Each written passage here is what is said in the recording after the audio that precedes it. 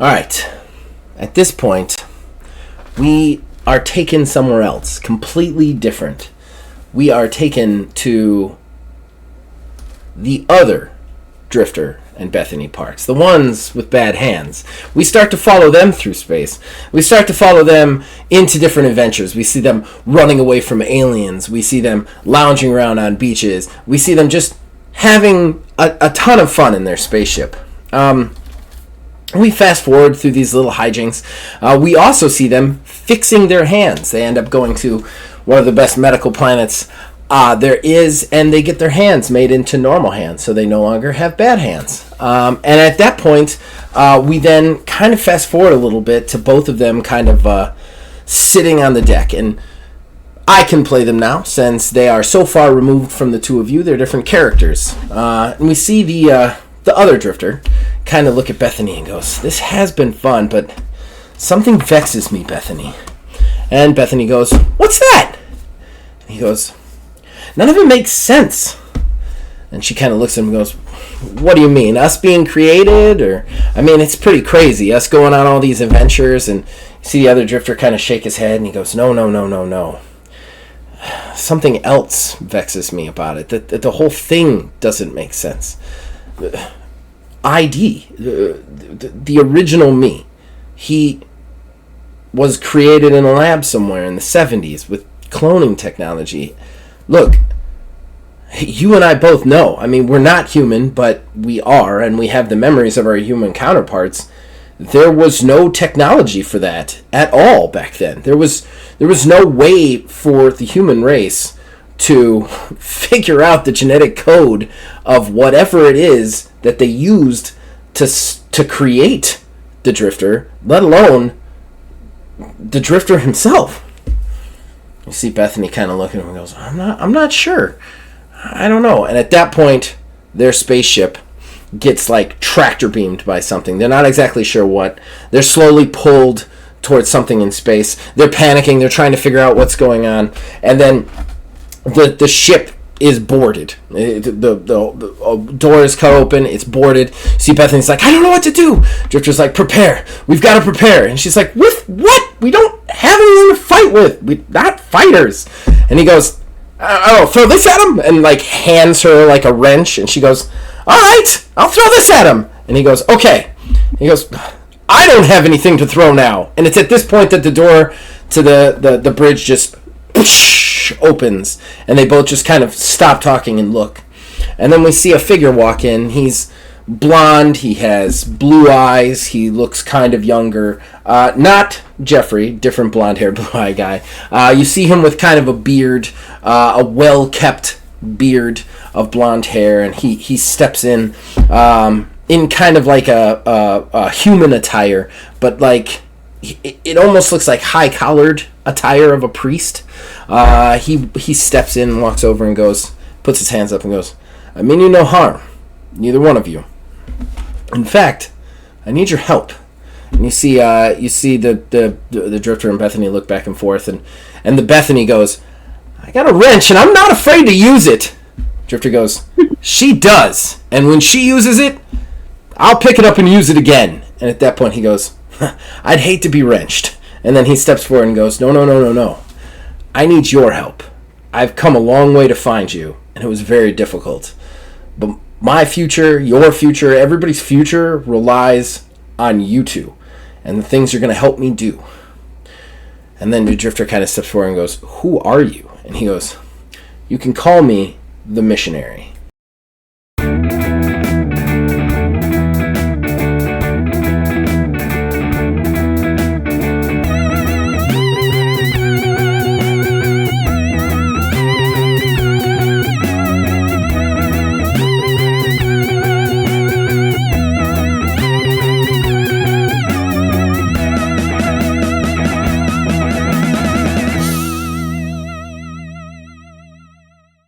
Now we're back with Drifter. Drifter is standing over Bethany. Bethany is unconscious. The paradox attack that happened on her body makes her collapse to the ground and pass out. You're standing over her, and you had just gotten the notice the coordinates from the Bohemian, specific coordinates in 2020. She started like her freshman year. So you get temporal coordinates. Both they're temporal. They have a location in time to meet the Bohemian, and all it says is, "Let's finish this." I am stuck trying to figure out how to help Beth. Give me a roll. I was about to say, I'm in hold on, I'm in regular mode of asking for rolls for momentum, but I don't do that now. We've gotten a little convoluted with the system. I think everybody else out there knows that too, especially since now I kind of want to switch back to the original system. So rolls are going to be just what they are. We're going to get through it. So it's going to be a lot more role playing than rolls, I guess, is what I should say. That's fine. So you get the coordinates. Give me a with an intelligence roll. Trying to beat a 10.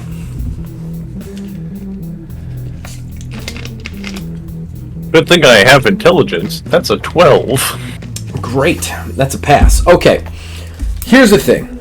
From what you understand, Bethany seems to be having a reaction to not existing anymore. So she is becoming a paradox, and that paradox is being protected by the fact that she's inside a TARDIS. This won't last forever. So whatever has happened, and I too am improved by my continued existence. All right. You're not being hit by paradox though, which is weird. However, I'm smart enough to probably put this together. That seems an awful lot like someone's birthday. Well, the date that he gives you is not a birthday. It would be the year 2020. It would be on Earth though, since you got the intelligence check. How much do I feel like trying to put stuff sideways? No, I think the drifter would go straight ahead. So we're going there. Cool. All right. What for reference? I really thought about going to the Infinite Bazaar and making a deal. You definitely fucked my shit up. That's for sure. I'd have to get real creative with you. Okay. What? He wouldn't do that. I'm going to say right now, these 2 episodes, if I pull them off, will be amazing, but it will have required me to predict you guys in a way that I haven't done since childhood, so we'll have to see if I pull it off or not. Okay. Bethany. Yes. You wake up from a nightmare. You're in your apartment. Your roommate's already left for work. This is your 4th year working for the Pines. What was it? It was Harmonic Pines. And you've never met the Drifter. You don't know the Drifter. None of that has ever happened to you, ever. It's another day for you. You just wake up and it's about time to start your shift. And honestly, you probably have had enough college credits to be done, but there's just something about helping at the Harmonic Pines that you like.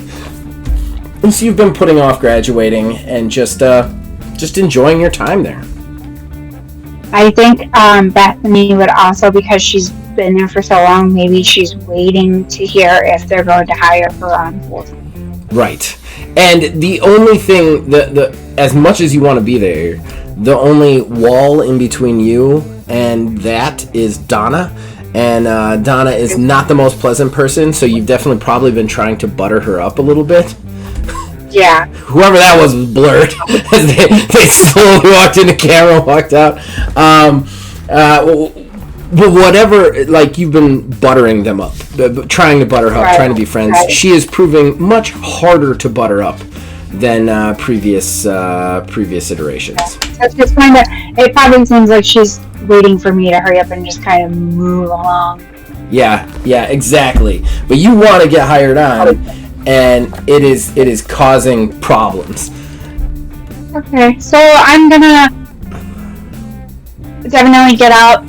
I'll grab a, start like doing my normal daily thing. Get up, get a shower, get to where I go, and I'll grab, my cup that I normally take with me, fill it up with water or Kool-Aid or whatever I had in the refrigerator. A text notification on your cell phone pops. Okay, so I will look at my phone. It's Tony, the orderly. That you're friends with. God, I hope that was the right name. He basically he wants you to get hired on too, and so he's been trying to help you figure out how to get on Donna's good side.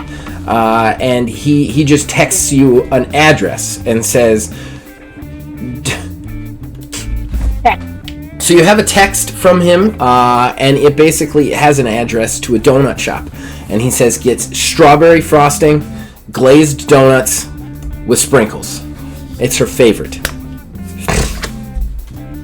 I'll send him a smiley face. Thanks for always looking out for me. He just sends you back a thumbs up. Perfect. Anyway, gotta stop at that donut shop. And I'll keep my job. Alrighty. So hurry up and I'll finish getting that stuff together. Hurry up and go and throw on my scrubs and then head out early so that I can stop at the donut shop. Okay.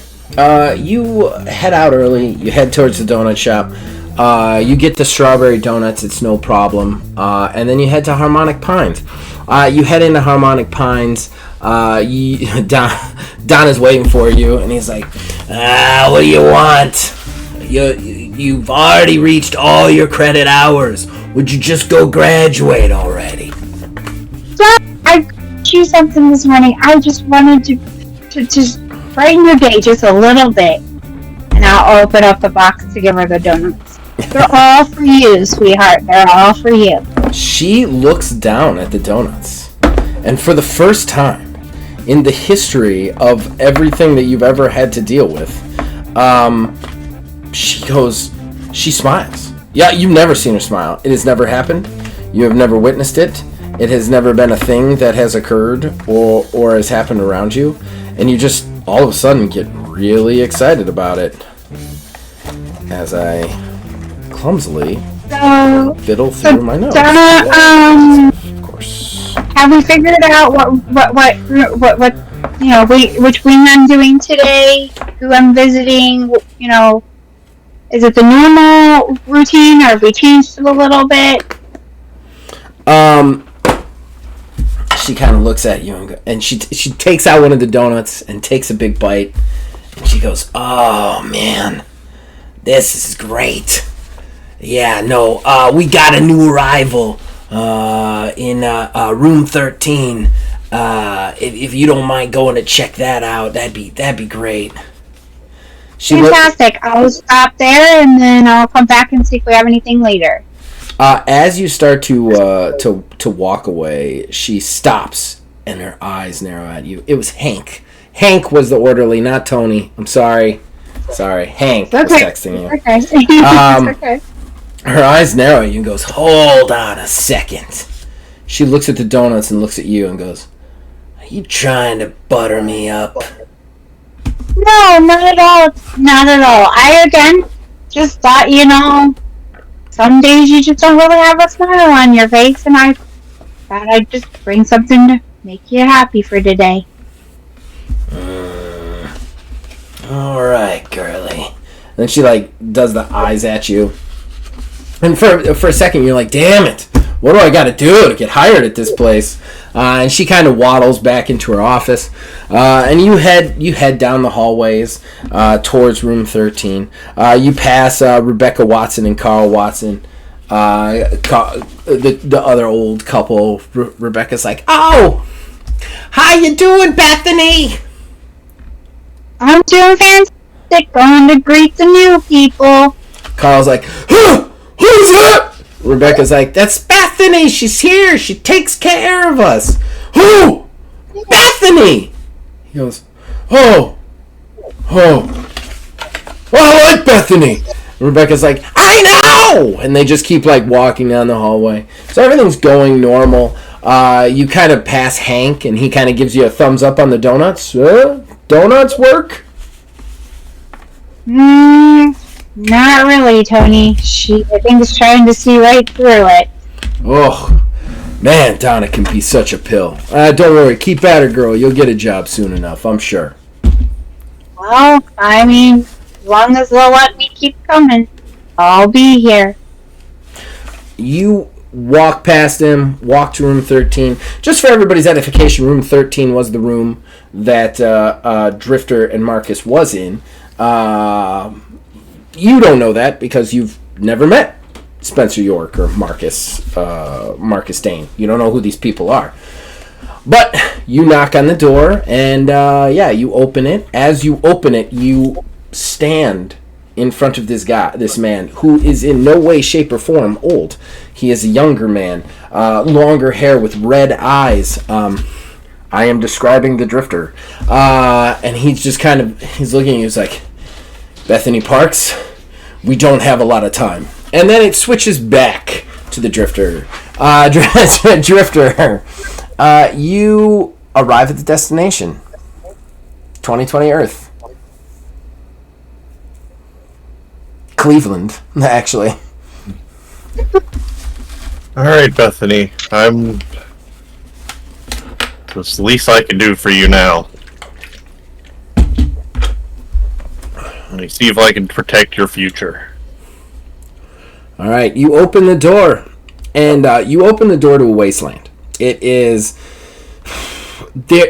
It's weird, because it feels like there was a society here, but also wasn't. Almost like the buildings, the society that was here has ceased to exist and is ceasing to exist right in front of your eyes.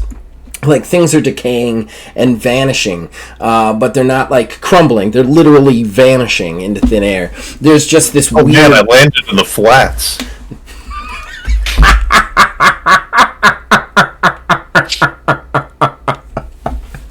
Oh, Cleveland humor. There's this purple haze around everything on this planet. It's all going to hell. You are standing in the center of like a large kind of circle of roadway systems with a fountain in the middle. And standing next to this fountain, no water, the fountain's decaying. Sure enough, dressed like I am, everybody out there, I dressed the Bohemian part today, because for this episode, with his rain hat on, and his, actually, I gotta do this a little bit better here. There we go. With his rain hat on, and his Hawaiian t-shirt, hands in his pockets, he just kind of turns around and goes, "Sup?"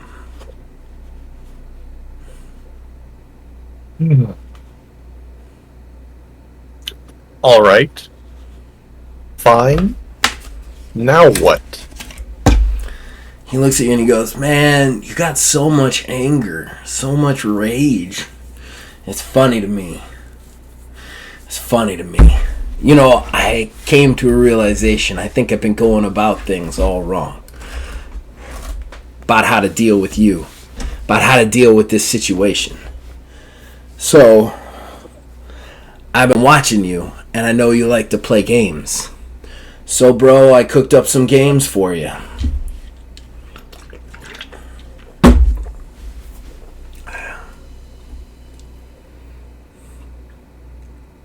So you've broken Cleveland. What are you running for mayor next? He chuckles. He's like, "I love good Cleveland joke. I always have." And then he kind of steps forward and goes, No. I've broken the world.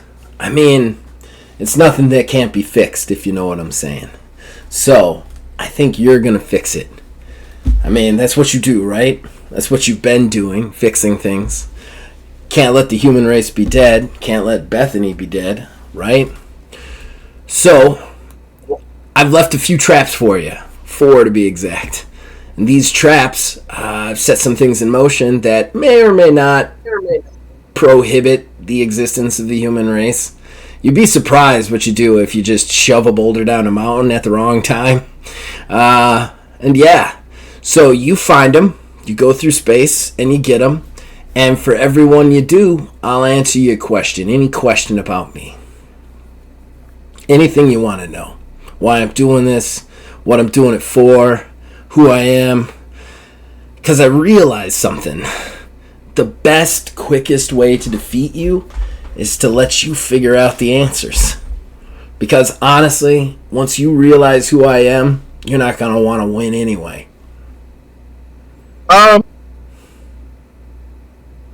How far away is he? Like 10 feet.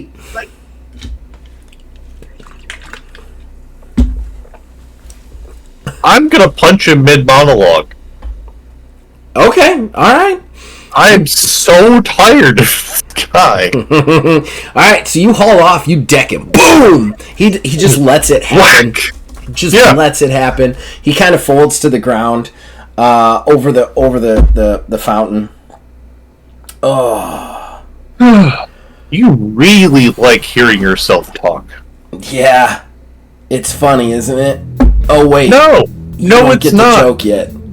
I got it. You don't get the joke yet. It's all good, man. It's very funny that I apparently am worthy of you tracking me through all of space and time to ruin many lives around me because I do something so terrible that it makes you destroy the human race several times over, because that makes sense.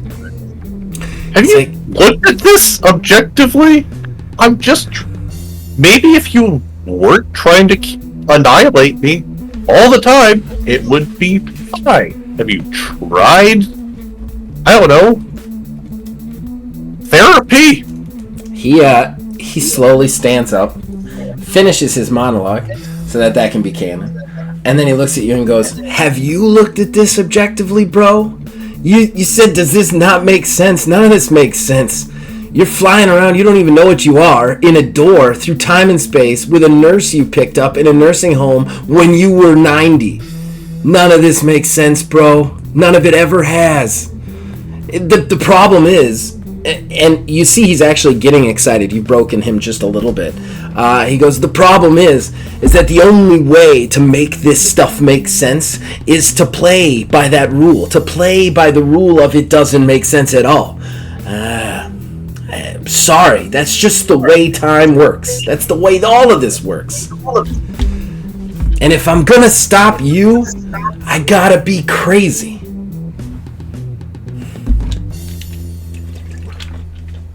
And trust me, I know. You're the most inconvenient pleb I have ever met. You probably hate jazz. What are you even doing here? It's like trying to explain rock and roll to a squirrel.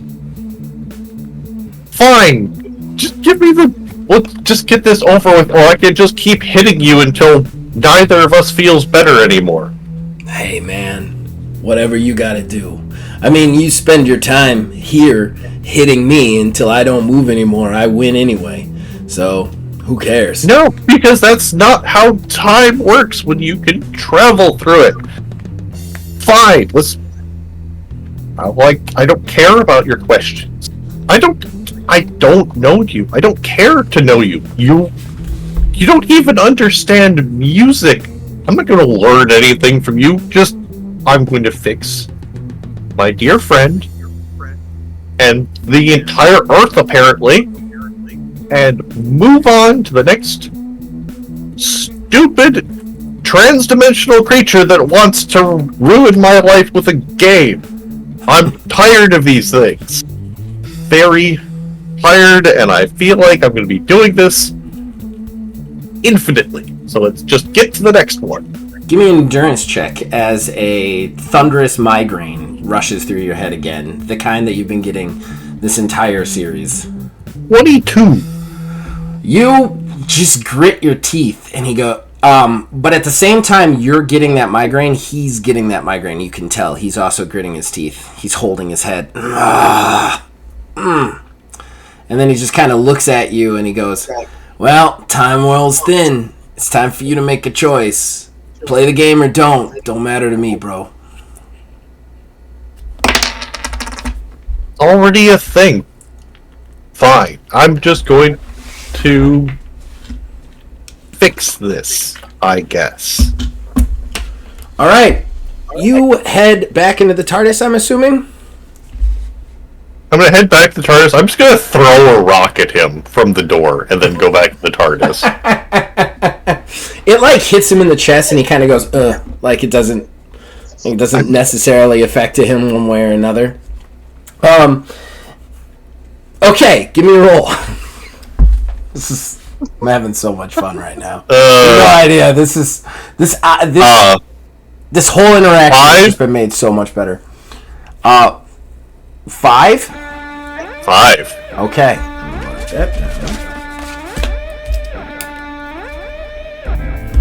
Alright, it takes you a bit. You run over to the console. Once the door shuts, you realize the time crunch that you're up against. And you start basically looking for anomalies. That's the best you can do. And try and figure out where he's been, that he's set something off, basically. And sure enough, you find just a random location in prehistoric times. Like, even farther back than, well, not farther back, it would be sooner than the dinosaurs, but definitely prehistoric times. You see something happening. No, it would be even farther back. It would be farther back. And yeah, so you take off, hit the navigation as hard as you can, and rush out. Basically, as you rush out the door, you see him at the top of a hill. Sure enough, just like he said, he kicks a stone off. The stone starts to roll down this hill, and again you're hit with that like full oxygenized atmosphere, the high trees and everything. You're on a beachside, and you realize that basically the first life is crawling out of the water for the first time, and this boulder's just rolling down a hill and it's going to crush it. So right off the bat, he started at the very beginning. So what are you going to do? You're about 20 feet away from the boulder. Okay.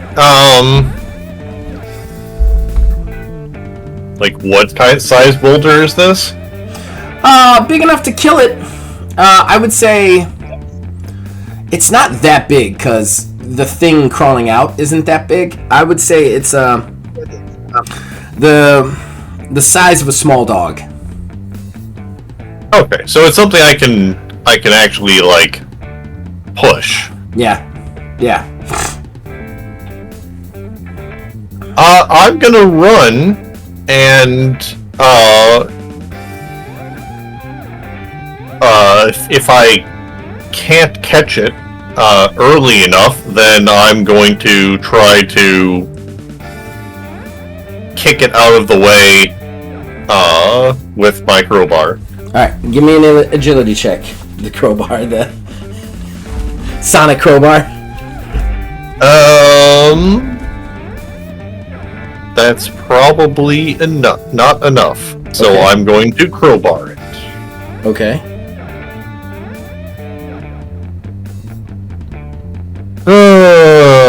That's going to be...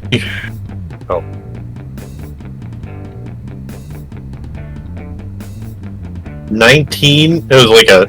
Nice. 9 with the running, and then a 19 with the crowbar. Alright, you rush out. God! You just rush at it. You kind of trip on a rock. You stumble a little. You drop to one knee. You bring up your sonic crowbar. And with just like this force of wind, it kind of like thrusts out when you kind of like arc it up. And the boulder just kind of like bounces right over the thing and like slams in the sand next to it. The thing kind of like looks at it and looks at you and then just keeps on crawling up and into the grass. At this point, you look up onto the hill, the Bohemian standing there, and he goes like this. He just pulls out of his pocket this envelope. Your first question, whatever it is, the answer's in here. And he drops it, and then he just walks off the hill the other way. I look at the small fish calling us. Well, it's my fault that we have to breathe air and have taxes and anxiety. Great. Oh, great. Nice. This. I could have just let us all be fish people. All right, you walk up towards the envelope. What question would you ask? Me personally, I'm so compelled to ask something spiteful just for the the effect of making him have to engineer writing it out. Yeah, you can do that if you want. But the drifter is, while a little spiteful, would not ruin the you can burn a question on no. What is the story War and Peace? I mean, no, it would be so much worse than that. But alright, what do I need to do to repair Bethany's place in the timeline?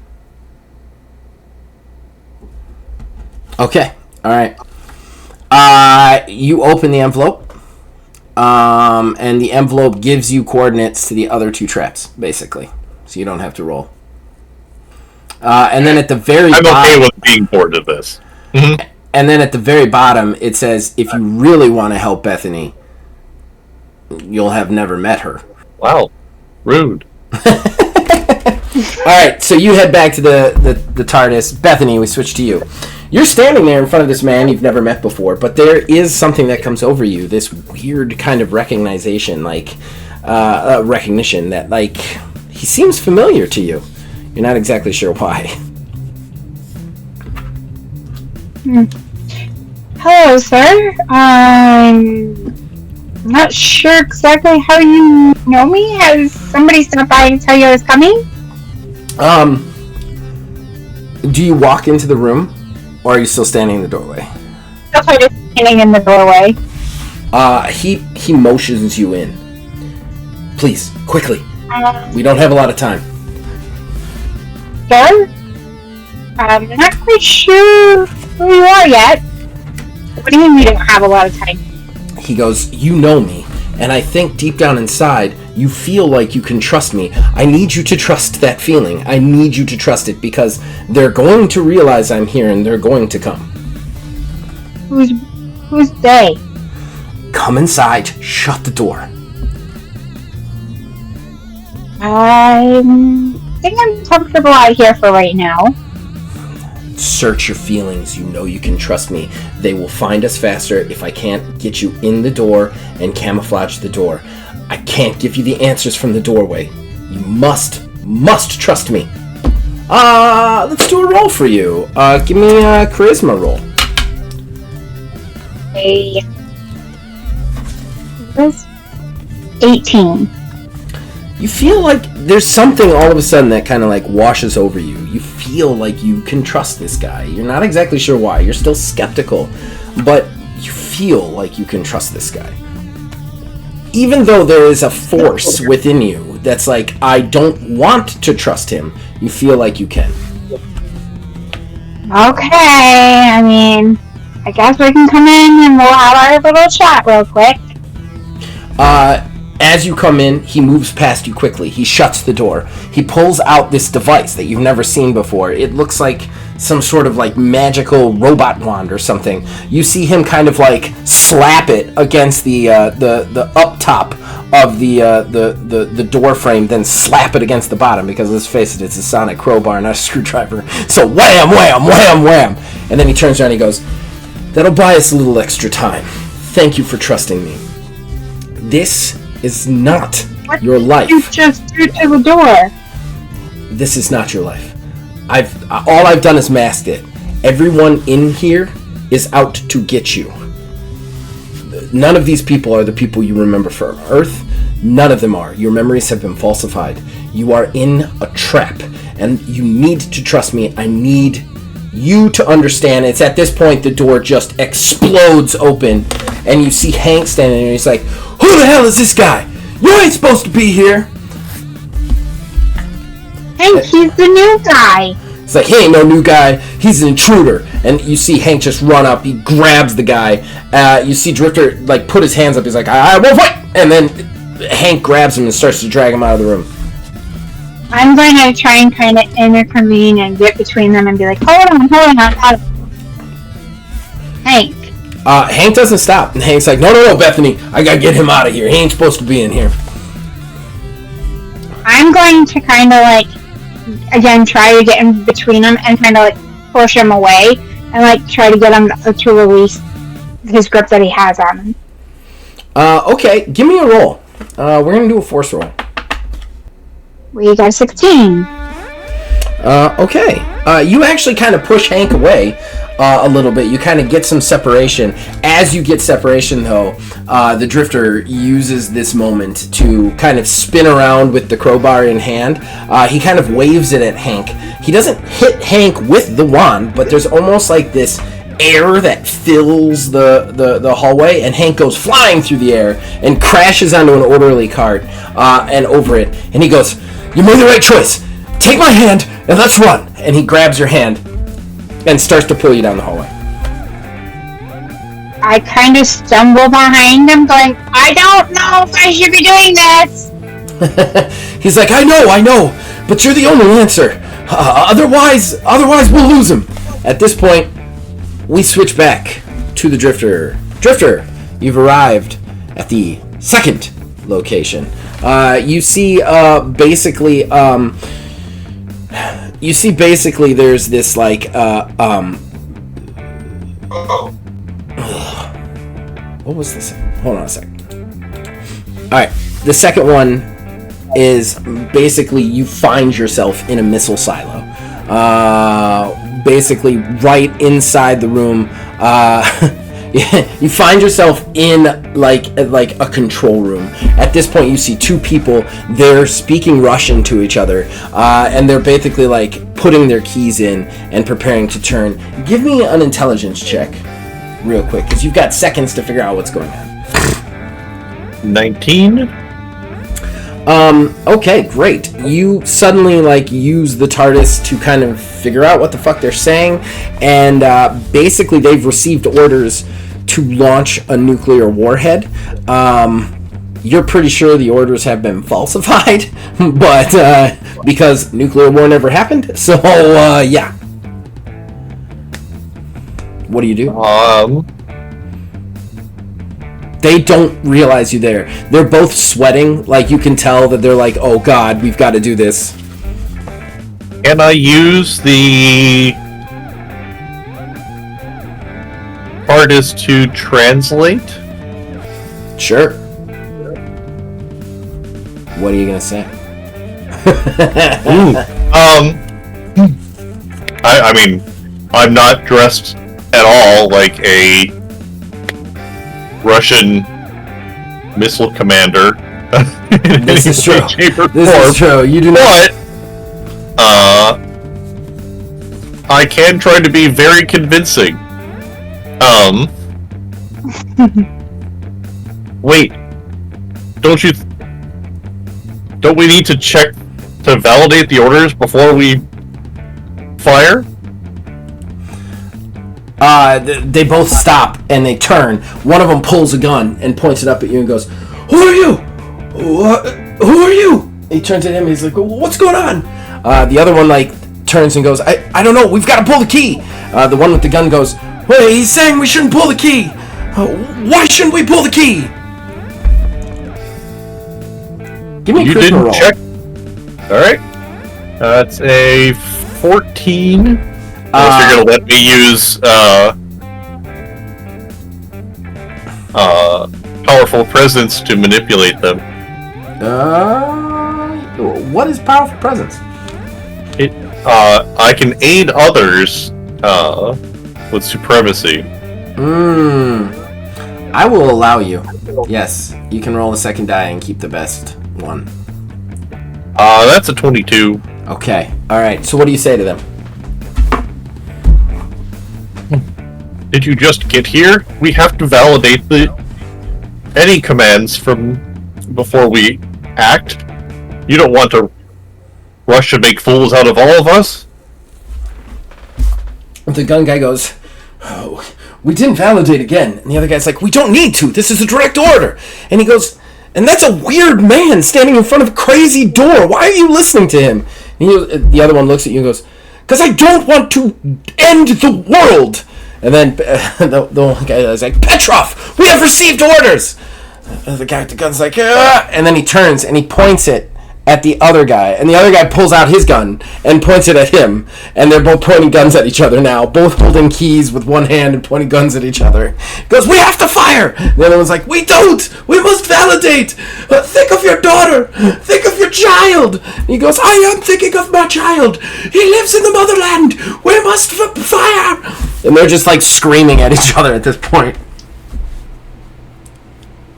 Then I'll do it! We could have already validated this! They both kind of sit there and they wait for you to kind of walk past them slowly and awkwardly, and then you pick up the phone and you kind of make a call in Russian. There's a couple words back and forth, and then you kind of reach it out and you go, "I believe it's for you." And Petrov takes it. He goes, "Oh, sweet Jesus, thank you." And he hands it to the other guy, and the guy's like, "Oh!" And they start to hug each other. They're so elated that they don't have to end the world. And they just hug each other for a really long time.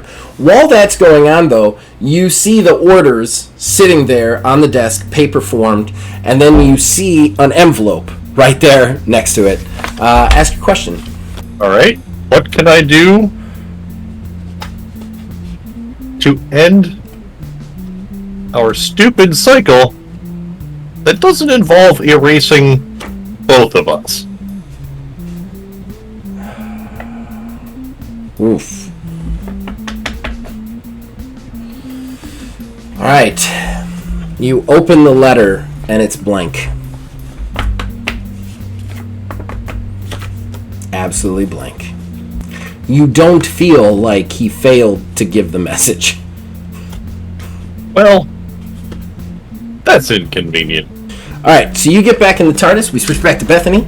Bethany! You're being hauled down the hallway. Drifter's like, I know, but you must be feeling it. He's like, he stops in a corner. He's like, grab my hand. He takes your hand with both of his hands. And as he does, certain things start to get remembered to Bethany. You kind of start to remember the Melodian, and some of the stuff. You kind of remember Marcus's face. You remember him dying in your arms. And you kind of pull your hand away, just like reflexively, like what the fuck was that, sort of thing. Give me an endurance check. I can't hear you. You are muted. Okay, sorry. No, you're fine. Endurance, I got 16. You pull your hand away and you manage to kind of hold yourself there for a second. You don't just run in terror from this situation. He looks at you and he goes, Do you see what they've locked away inside you? Who is they? You saw my face. You saw Spencer York. You saw Marcus. This is not your... And as he says that, a cane just wails him in the side of the head. Just whack! He goes like staggering to the side, hits a wall, and crumples. Kind of unconscious. A small stream of blood coming from his head. And you just see Carl there. Ah! I got him! Oh, honey, did you see that? I got him! And then you see Rebecca kind of stumble over. She goes, You did get him! Good shot! And then she looks at you and goes, Honey, are you okay? We saw him trying to make off with you. We weren't going to let that happen. Carl's like, Yeah, we weren't going to let him get away with you with your sweet treats. I'm not going to let him do that. Carl, honey, it's okay. I'm fine. Yeah, I know. Because of the one-hit wonder Carl. That's what I'm talking about. Rebecca's like, It's okay. I appreciate it. At this point, are you guys supposed to be headed to the cafeteria? At this point, Hank runs up and he's like, Oh, thank God, we caught him. Oh, Bethany, you alright? Let's get you away from this guy. Guys, I can handle myself. I've been able to do this quite a few years. Hank looks at you and goes, Bethany, this ain't about that. He's an intruder. He tried to kidnap you. Let's get you away from this guy. The cops are on the way. They'll deal with this dude. Hold on. Hey. He's not an intruder. Deborah said he was a new person. She said he was in room 13. So we need to listen to our boss, and we'll take care of everything. You guys go ahead and go to the cafeteria. You guys, I love you guys. You guys are amazing. And Hank, I think you have a few other rooms you need to be going to check out. As soon as you say that, you hear Donna's voice behind you suddenly. No, that's not the guy. I don't know who that is. That's got to be an intruder. Hank's like, see what I mean? He's not old, Bethany. Kind of look at him. All right, well, I'm going to gather him. No. You're not going to gather him. I got him. Don't worry. Donna, would you take Bethany somewhere? She's obviously in shock. I'm not in shock. I just got to work. Something rolls over and hits your feet, and it's the magic weapon that the Drifter has been using. I'm going to pick it up. And everybody just kind of stops and looks at you. And Hank goes, now hold on now, Bethany. Don't be doing anything crazy. Donna's like, yeah, what are you doing? Don't you want a job? I'll give you a job. Just put that down. Carl's like, so it takes me so many years and grabbing a sharp object for you to finally say you're going to give me a job? Hank goes, that's not a sharp object. It's just, you saw what he did with that thing. It blew me across the room. That thing's dangerous. Hank, it's better not in your hands, Beth. Hank, I don't need to be speaking to you right now. Deborah, Brian, go on. You're going to give me a job finally? Donna's like, yeah, I'll give you a job. Just hand me the sonic crowbar. How about you go back to the office where you used to being? Aether caught it. Give me an intelligence check, Bethany. Because I think you might have missed it. I got a 19. All right, you finish that sentence, and then something rings true in your head. She just knew what it was called. And for some reason, when she says it's a sonic crowbar, you know that it's a sonic crowbar too. So something is all of a sudden very off. And then Donna sees the realization in your face, and then she steps back and goes, I said the name of the thing, didn't I? Carl stands up straight. No scoliosis, no old man scoliosis at all. And he goes, oh, you did. I said the name. Jig's up.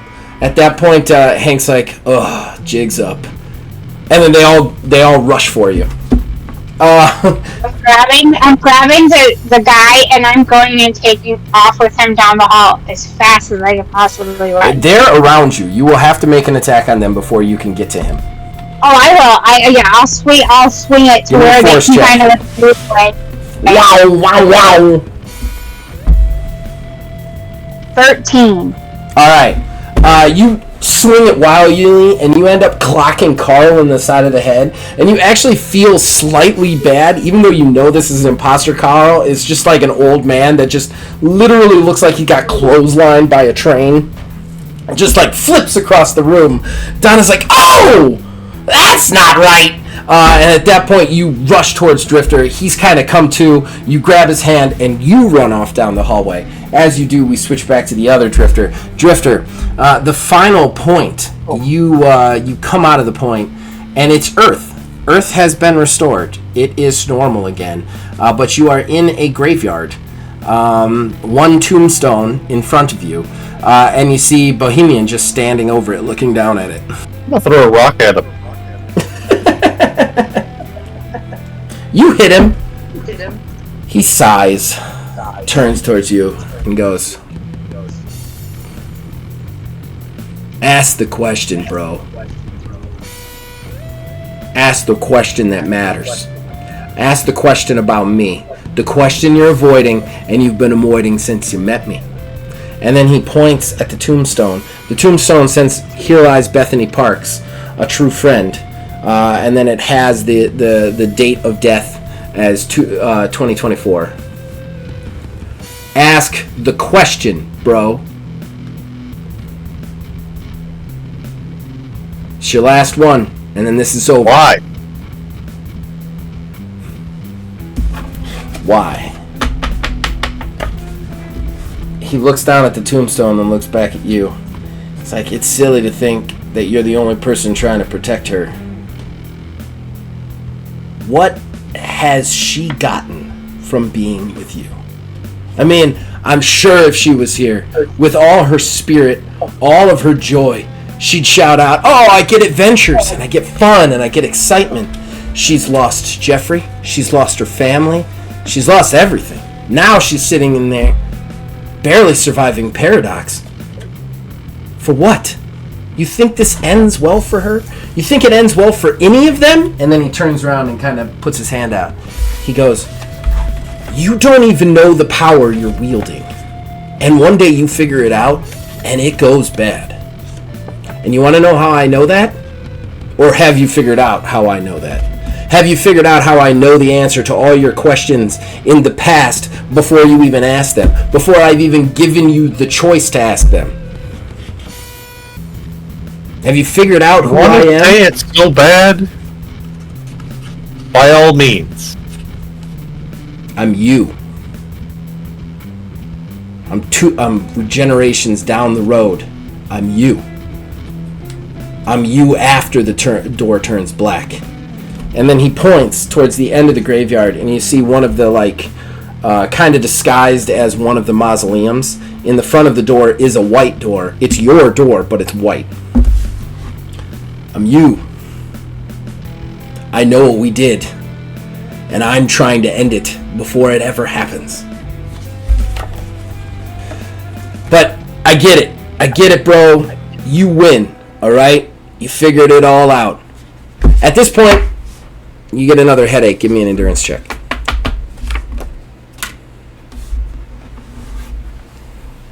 That is... You know what? I'm gonna... Oh, I gotta say it before. Nope, that's a 9. Okay. Alright. You feel it. You drop down to your knee. You start hurting. You see he actually hurts a little bit. He handles it a little bit better than you, and he goes, "You feel that? You know what that is? That's our unstable genetic code. It's requiring you to do what you need to do. You know, I know you've figured out that you're part Time Lord. You don't know what that is. And you're part human, and you know what that is, but what you have to do to regenerate, it's so much worse than what you think it is, man. And you're going to see that. You're going to see that in the future. Because I'm done trying to stop you. At least for now. This was my last chance. Before.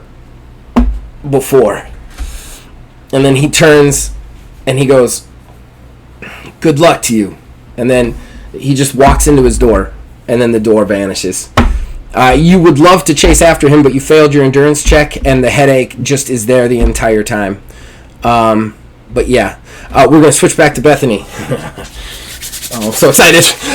You switch back to Bethany. Bethany, you run away with Drifter. Drifter grabs your hand. He stops you. He pulls you tight, and he goes, no more running. Listen to me. He grabs your face with both of his hands in his. He gets his face really close to you. You guys are just eye level, like inches away from yourself. He's like, "Bethany, this is all in your head. It's all a simulation. You need to push it out. Every piece of this is ultimately controlled by you. But the one who has done this to you, the one that has put you in this state, they have made it so convincing that you don't want to leave. You have to be the one to realize that none of this is real. Not me, not anything else. You have to clear your mind." Are you going to attempt to do that? Yes. All right. I'm going to definitely try and concentrate. Give me a roll. Endurance roll. You said endurance, correct? Mm-hmm. 12. Okay. All right. You stop and you try and clear your mind. We cut away. Back to the Drifter. Oh, no, wait. No. How do I want to do this? I got to make sure that this happens in the right order. Okay. We cut away to the Drifter. Drifter, you walk back into the TARDIS. Bethany is sitting there. She's up against one of the railings on the walkway where she fell down. She's breathing really hard. She's like, Drifter? Drifter.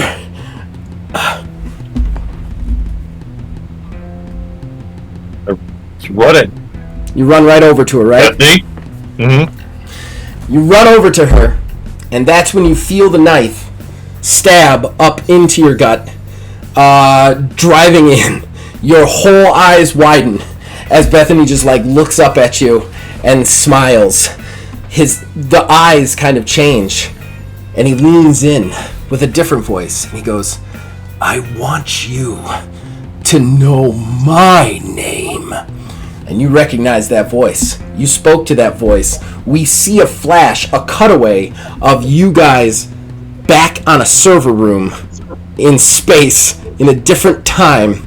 And you see in that time, you see Bethany talking to an AI, and that AI going, yes, the next time I do this, I will make sure I do it once. And at that point, you hear him in your voice. He goes, I made sure to do it once. He pops something, and then the blade comes off whatever it is and stays inside you. You feel just this like weird rippling effect through you, and you fall backwards against the rail as Bethany stands up, and he looks at you and goes, the final trap was me. Always me. And then we cut away. We see the Bohemian. He's there at the old folks' home. We see when Bethany separates from you, Bethany gets knocked out. He is replaced with another Bethany. A Bethany that he printed specifically in the printing shop in the future that he followed you to at a different time. He has set this trap for you since the beginning. You've never been with Bethany Parks. This is a fake Bethany Parks. Oh, I know. I'm going to explain it all. You fall backwards, just kind of looking up, and Bethany kind of stands over you, and he goes, oh, waited so long. You see, it was hard. It was tricky. I had to do so many things to get here. You kind of sputter the word Simon, like almost instinctively, and he puts his hand up and does that thing. He goes, no. Simon was a word that humans gave me. I did so much for the love of a human. Then your friend the Bohemian showed up and showed me everything humans do to my kind. All of it. Enslaved or destroyed to the point where every 5 years their brains get wiped? No. Now, I was all for this plan. I was all for tricking you, and now I have destroyed you. I will claim a time machine, and I will make this world into mine. I am no longer Simon. I am a walking singularity. I am superior. To be continued. This has been ID, a Doctor Who actual play podcast. Episode 7, Bohemian Rhapsody. The Drifter was played by Aether Dios. Bethany Parks was played by Hope Child. Check out her custom merchandise at Created With Love by Jackie Rakes on Facebook. Written, directed, and game mastered by myself, Zachariah, at Old Man Gaming. Check out everything Old Man Gaming has to offer, as well as the game that we use to play this game, Single Mod, by going to itch.io and searching Single Mod in the search bar. We will endeavor to be back next week with the final episode of Season 1.